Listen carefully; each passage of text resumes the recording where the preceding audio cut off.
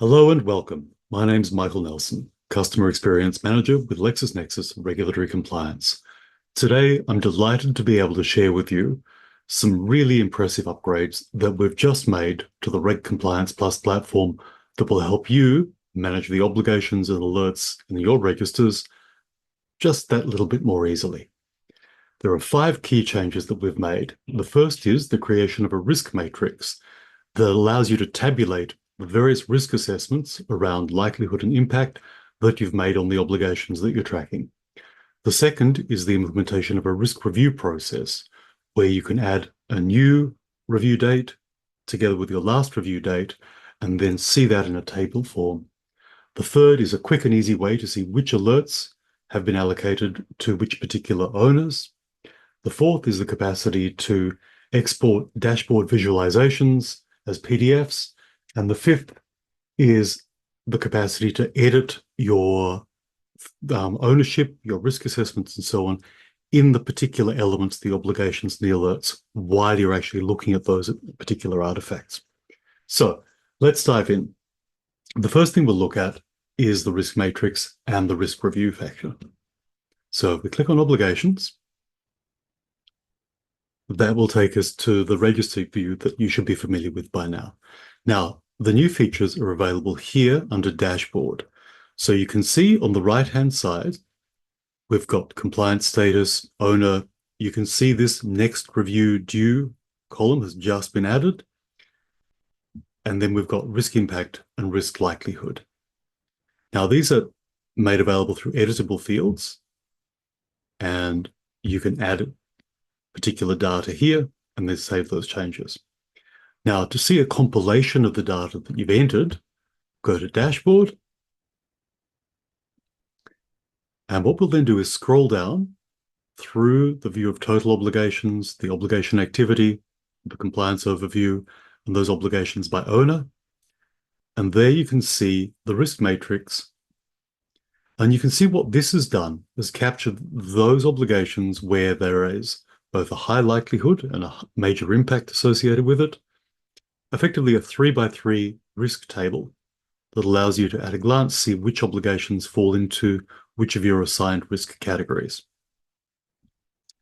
The next table below that is the risk reviews. And this allows you to see which obligations you're tracking, your compliance status, when the next review is due, and it's got a column that shows you what's overdue, what's on track, what's due soon, as well as potentially unscheduled reviews as well. I'm sure that you'll find these advances incredibly useful as you go through the process of mapping your obligations, reviewing your obligations, and reporting on the compliance status and the progress that you're making. The second thing to look at is under alerts. So we'll switch out from obligations to alerts.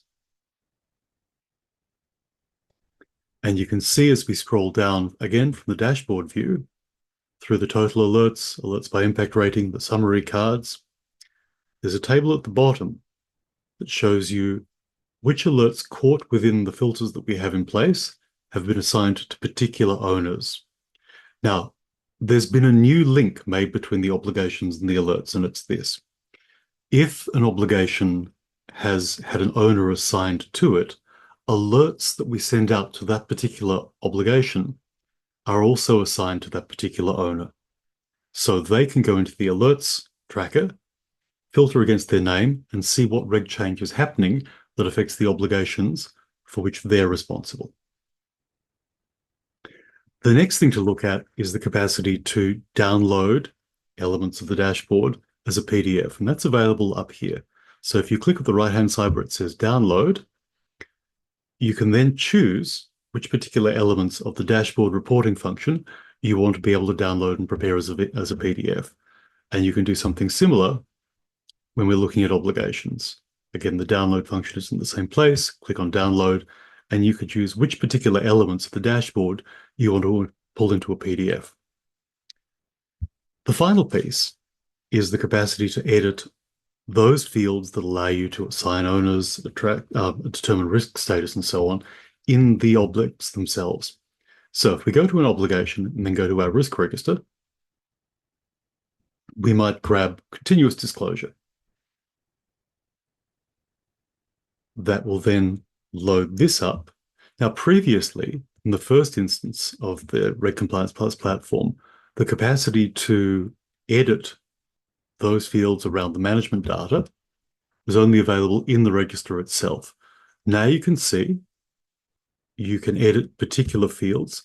So once you're in there, you can add new owners,